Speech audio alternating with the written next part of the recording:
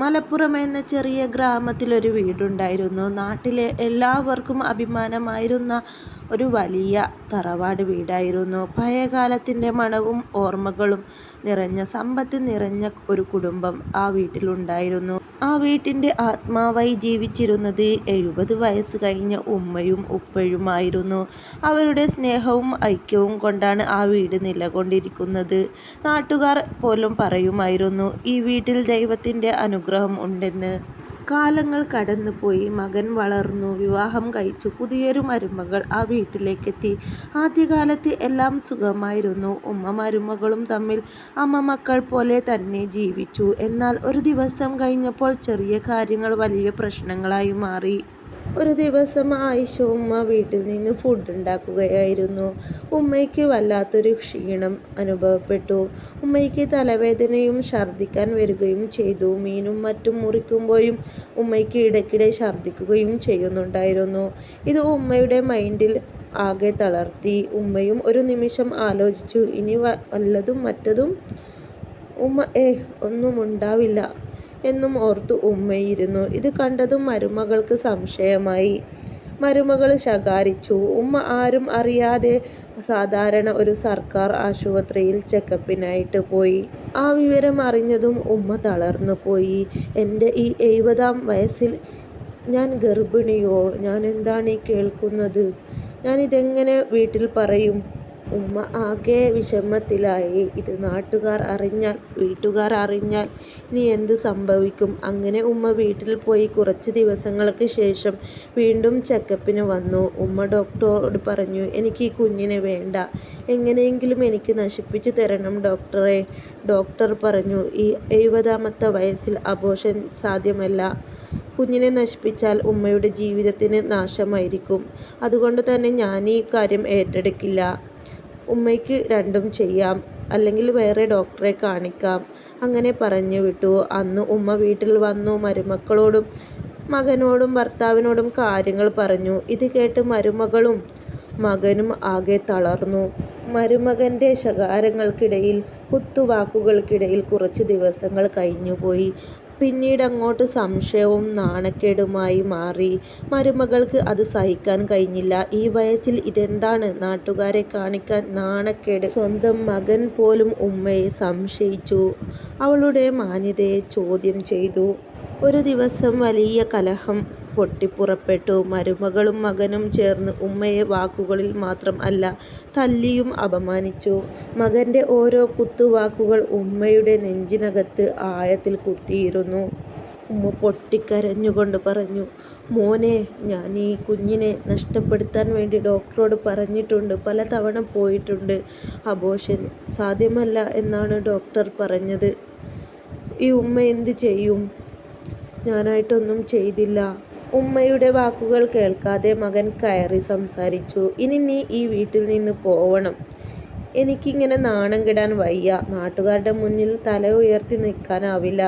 അതുകൊണ്ട് തന്നെ ഈ വീട്ടിൽ നിന്ന് ഇപ്പോൾ ഇറങ്ങണം. ഇത് കേട്ടതും ഉപ്പ ഒന്നും ചെയ്യാൻ കഴിയാതെ നിന്നു. ഉപ്പയും ഉമ്മയോടൊപ്പം പുറത്തേക്ക് പോയി. ആ വീട്ടിൽ നിന്ന് പടിയിറങ്ങി. ആ വീട്ടിൻ്റെ വാതിൽക്കൽ അവരുടെ മുന്നിൽ അടഞ്ഞു നിന്നത് ഒരു വലിയൊരു കൊട്ടാരമായിരുന്നു. ആയിഷയും ഭർത്താവും വീട്ടിൽ നിന്ന് പുറത്തിറങ്ങി. ഭർത്താവ് ആയിഷയുടെ കയ്യിൽ പിടിച്ച് പറഞ്ഞു, നീ വിഷമിക്കണ്ട, നിന്റെ കൂടെ ഞാനില്ലേ. നമ്മുടെ കൂടെ പടച്ച റബ്ബില്ലേ, നമ്മളെ കൈവിടില്ല. അവൻ കൈവിട്ടോട്ടെ. അങ്ങനെ ഉമ്മയും ഉപ്പയും തെരുവിലേക്ക് ഇറങ്ങി. വയസ്സായ ശരീരവും ഗർഭഭാരവും. എന്നാലും ഉമ്മ ഒരിക്കലും മകനെ ശപിച്ചില്ല. ഉപ്പ പലതും പറയുമ്പോഴും അവൻ എൻ്റെ മകനാണ് എന്ന് ആയിഷ പറയും. ഉപ്പ ചെറിയ ജോലികൾ ചെയ്തു. അവർ ചെറിയ കുടിലിൽ താമസിച്ചു. അങ്ങനെ അവർ സന്തോഷമായി ആ ഗർഭകാലം മുന്നോട്ട് കൊണ്ടുപോയി. അതിനിടയിൽ അവർ സന്തോഷത്തോടെ ചില നിമിഷങ്ങൾ കടന്നുപോയി. ആയിഷയ്ക്ക് ഇടയ്ക്ക് ഛർദിയും വരുമായിരുന്നു. ഡോക്ടറുടെ മുന്നിൽ ചെക്കപ്പിനും പോവുമായിരുന്നു. നാട്ടുകാരുടെ ഈ നോട്ടമാണ് അവർക്ക് പ്രശ്നം. ആയിഷയും ഭർത്താവും ഡോക്ടറെ കാണാൻ പോയി. അപ്പോഴാണ് ആ ഞെട്ടിക്കുന്ന ഒരു അവസ്ഥ അറിയുന്നത്. ഡോക്ടർ പറയാൻ മടിച്ചെങ്കിലും ഡോക്ടർ പതിയെ പറഞ്ഞു, ഈ ഉമ്മയുടെ ഗർഭം ഒരു അപൂർവ മെഡിക്കൽ അവസ്ഥയാണ്. പ്രായം 70 കാരണം ഡെലിവറിക്ക് റിസ്ക് എടുക്കേണ്ടി വരും. അതുകൊണ്ട് നമുക്ക് ബ്ലഡ് ബാങ്കിനായിട്ട് കുറച്ച് പേരെ കാണേണ്ടിയും വരും. അങ്ങനെ ഡോക്ടർ കുറച്ച് കാര്യങ്ങളും സത്യങ്ങളും വെളിപ്പെടുത്തി. അതിനിടയിൽ അവർ വീട്ടിലേക്ക് മടങ്ങി. ആ ഉമ്മയും ഉപ്പയും ഒരു ദിവസം ഇങ്ങനെ ഇരിക്കുമ്പോൾ ഉമ്മയ്ക്ക് വല്ലാതെ വേദന വന്നു. അവർ ഡോക്ടറെ കാണാൻ വീണ്ടും പോയി. ഡോക്ടർ പറഞ്ഞിരുന്നു ഗർഭം നിർത്താൻ പറ്റില്ല. ഡോക്ടറുടെ ആ വാക്കുകൾ ആയിഷ ഉമ്മയുടെ ചെവിയിൽ ഇങ്ങനെ തറച്ചിരുന്നു. വേദന വന്നപ്പോഴും ഉമ്മ ഒന്ന് ഭയന്നു. ആയിഷ ഉമ്മയ്ക്ക് ഉള്ളിൽ ഭയങ്കര പേടിയായിരുന്നു. അവരുടെ വയറും പ്രായവും ഓർത്തിട്ട്. താങ്ങായും തണലായും അബ്ദുള്ള ഉപ്പ മാത്രമായിരുന്നു ഉള്ളത്. നീ പേടിക്കണ്ട, നിന്റെ കൂടെ ഞാനുണ്ട്, അള്ളാഹു ഉണ്ട്, അള്ളാഹു കാക്കും. അങ്ങനെ ആ ദിവസം വന്നെത്തി. ആയിഷ ഉമ്മയ്ക്ക് കഠിനമായ വയറുവേദന വന്നു. ആയിഷ ഉമ്മയ്ക്ക് സഹിക്കാനും ശരീരം കൊണ്ട് താങ്ങാനും ആവാത്ത വേദനയായിരുന്നു. ഡോക്ടറുടെ അടുത്ത് പോയി ആയിഷ ഉമ്മ നിലവിളിച്ചു, ഞാൻ മരിച്ചു പോവും ഇക്ക, എനിക്കെൻ്റെ മകനെ കാണണമെന്നു പറഞ്ഞു. അബ്ദുള്ള ഉപ്പ എങ്ങനെ വിളിക്കണം, എന്ത് പറയണമെന്നറിയാതെ ആയിഷയുടെ നിസ്സഹായ അവസ്ഥ കണ്ട് മകനെ വിളിച്ചു. ഉമ്മയ്ക്ക് പ്രസവ വേദന വന്നിട്ടുണ്ട്, നിന്നെ കാണണം എന്ന് പറയുന്നുണ്ട്. മകൻ ഉമ്മയല്ലേ, ഉമ്മയെ ലാസ്റ്റ് ഒന്ന് കാണണം, ഉമ്മയ്ക്ക് എന്തെങ്കിലും സംഭവിച്ചാലോ എന്ന് കരുതി മകനും ഓടിയെത്തി. 6 മണിക്കൂർ സമയത്തോളം ആയിഷ ഉമ്മ വേദന കൊണ്ട് പുളഞ്ഞു. ഡോക്ടർമാർ ഭയന്നു പോയി. ഈ 70കാരിയെ എങ്ങനെ പ്രസവിപ്പിക്കും എന്നതായിരുന്നു. മണിക്കൂറുകൾക്ക് ശേഷം ആ സമയം വന്നെത്തി. ആ സമയം കാത്തുനിന്ന് ഡോക്ടർമാരും നഴ്സുമാരും ആകെ വെപ്രാളത്തിൽ ഉമ്മയുടെ കൂടെ നിന്നു. ഉമ്മ അട്ടഹസിച്ചു. ഓക്സിജൻ വെച്ചു കൊടുത്തു. ആയിഷ ഉമ്മ അലറി. ആയിഷ ഉമ്മയ്ക്ക് ഒന്ന് കരയാനുള്ള ശക്തി പോലും ഉണ്ടായിരുന്നില്ല. പ്രായം ചെന്ന ചുക്കിച്ചുളിഞ്ഞ മുഖവും ശരീരവും. ഡോക്ടറെ, എനിക്ക് പറ്റുന്നില്ല, ഞാനിപ്പോൾ മരിച്ചു പോവും. കഴിയണില്ല ഡോക്ടറെ. ഒന്നുമില്ല ഉമ്മ, ഇപ്പം കഴിയും. ഉമ്മ ബേജാറാവാതെ, ഉമ്മ ടെൻഷനാക്കല്ലേ, നമ്മുടെ മക്കൾക്ക് വേണ്ടിയല്ലേ. ഉമ്മയുടെ വാവ ഇപ്പം പുറത്തു വരും, ഉമ്മ ഒന്ന് ആഞ്ഞു പുഷ് ചെയ്തേ. ഡോക്ടറുടെ സ്നേഹത്തോടെയുള്ള ആ സംസാരം കേട്ടതും ഉമ്മ ആഞ്ഞു പുഷ് ചെയ്തു. ഉമ്മയ്ക്ക് പുഷ് ചെയ്തതേ ഓർമ്മയുണ്ടായിരുന്നുള്ളൂ. ഉമ്മയ്ക്ക് പിന്നീട് നടന്നതൊന്നും ഓർമ്മയില്ല. അപ്പോൾ തന്നെ ഉമ്മയുടെ ബോധം പോയി. കുട്ടി പുറത്ത് വന്നിരുന്നു.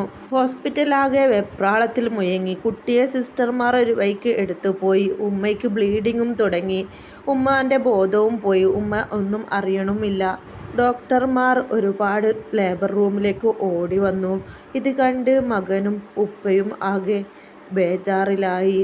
ആയിഷ ഉമ്മയ്ക്ക് എന്തെങ്കിലും സംഭവിച്ചോ? ഡോക്ടർ പെട്ടെന്ന് വന്ന് പറഞ്ഞു, ആയിഷ ഉമ്മയുടെ ബി പോസിറ്റീവ് ബ്ലഡ് പെട്ടെന്ന് തന്നെ വേണം. ഒന്നും ആലോചിച്ചില്ല. എൻ്റെ ഉമ്മയുടെ ജീവൻ എൻ്റെ കയ്യിലാണ് ഉള്ളത് എന്ന് ഓർത്ത് മകൻ ചാടിക്കയറി പറഞ്ഞു, ഞാൻ തരും ബ്ലഡ്, പെട്ടെന്ന് തന്നെ എൻ്റെ ദേഹത്ത് നിന്ന് ബ്ലഡ് എടുത്ത് ഉമ്മയിൽ കയറ്റൂ. അങ്ങനെ ആ മകൻ്റെ ബ്ലഡ് ഉമ്മയിലോട്ടേക്ക് കയറ്റി. മണിക്കൂറുകൾക്ക് ശേഷം ഉമ്മയ്ക്ക് പതിയെ ബോധം വന്നു. ഒരുപാട് നേരം കാത്തിരിക്കുന്നതിനിടയിൽ ഉമ്മയുടെ ബോധം തെളിഞ്ഞപ്പോൾ ഉമ്മയ്ക്ക് കുഞ്ഞിനെ മടിയിൽ വെച്ചു കൊടുത്തു. ഉമ്മ സന്തോഷവതിയായി. ആ സന്തോഷം അധിക നേരം നീണ്ടു നിന്നില്ല. പെട്ടെന്ന് ഉമ്മയുടെ കണ്ണിൽ നിന്ന് വെള്ളം വന്നു.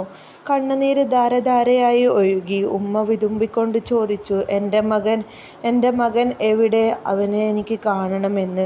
ഉമ്മയ്ക്ക് അതിയായൊരു ആഗ്രഹം മകനെ കാണണമെന്ന്. മകനെ ഡോക്ടർ ഉള്ളിലേക്ക് വിളിച്ചു. മകനും മരുമകളും കൂടി ഉമ്മയെ കുറ്റബോധം കൊണ്ട് വാരിപ്പുണർന്നു. ഉമ്മ, ഞങ്ങൾക്ക് മാപ്പ് നൽകണമേ, തെറ്റ് പറ്റിപ്പോയതാണ്, അന്ന് ബുദ്ധിയില്ലാത്തത് കാരണം അങ്ങനെയൊക്കെ പറഞ്ഞു പോയതാണ്, ഇനി അങ്ങനെ സംഭവിക്കില്ല. മരുമകൾ ഉമ്മയുടെ കയ്യിൽ പിടിച്ചു ഉമ്മയോട് മാപ്പ് പറഞ്ഞു. മകനും, ഞങ്ങൾക്ക് പുറത്തു തരണേ ഉമ്മ, തെറ്റ് പറ്റിപ്പോയി. ഉമ്മ പറഞ്ഞു, മോനെ, നിന്റെ തെറ്റ് എനിക്കറിയാം. ഞാൻ നിന്നെ ശപിച്ചിട്ടൊന്നുമില്ല. എനിക്ക് ഇന്നും നീ എൻ്റെ ചെറിയ കുഞ്ഞു തന്നെയാണ്. നിന്നോട് എനിക്ക് ഇന്നും വാത്സല്യം തന്നെയാണ് തോന്നാറ്. നീ എൻ്റെ പൊന്നുമോനാണ്, മരുമകള് അല്ല, നീ എൻ്റെ മകളുമാണ്. അങ്ങനെ ആയിഷ ഉമ്മയും വീട്ടുകാരും ഒരുമിച്ച് സന്തോഷത്തോടെ ജീവിതം തുടർന്നു. ഈ കഥ നിങ്ങൾക്ക് ഇഷ്ടപ്പെട്ടോ? എങ്കിൽ ലൈക്ക് ചെയ്യുക. ഇതുപോലെയുള്ള കഥകൾ അറിയാനായിട്ട് ചാനൽ സബ്സ്ക്രൈബ് ചെയ്ത് വെക്കുക. ഏത് പ്രതിസന്ധി വന്നാലും ഉമ്മയുടെയും ഉപ്പയുടെയും സ്വന്തം ചോരയുടെയും കൂടെ നിൽക്കുക. മറ്റുള്ളവരെ മനസ്സിലാക്കുക.